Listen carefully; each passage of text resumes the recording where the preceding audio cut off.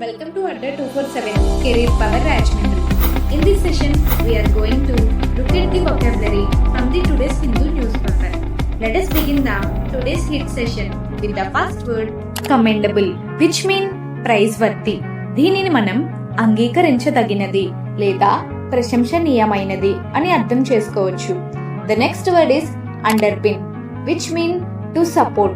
దీనిని మనం ఆధారం ఇవ్వడం లేదా పునాది వేయడం అని అర్థం చేసుకోవచ్చు.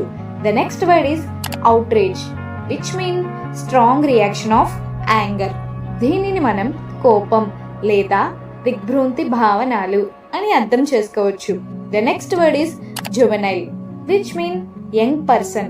దీనిని మనం చిన్న వయసు గల లేదా వయసు పూర్తిగా రాని వ్యక్తి అని అర్థం చేసుకోవచ్చు. The next word is tenable, which mean based on evidence. దీనిని మనం సమర్థించదగినది లేదా రక్షింపదగినది అని అర్థం చేసుకోవచ్చు. The next word is unreformed, which mean not changed or improved. దీనిని మనం సంస్కరించబడలేదు అని అర్థం చేసుకోవచ్చు. The next word is permissible, which mean permitted or allowed. దీనిని మనం అనుమతించదగినది లేదా అంగీకరించదగినది అని అర్థం చేసుకోవచ్చు. The next word is futile, which mean pointless.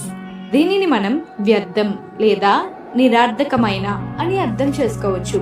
The next word is foul, which mean unfair or pollute. దీనిని మనం మాసిన లేదా మలినమైన అని అర్థం చేసుకోవచ్చు. The next word is innate, which mean natural.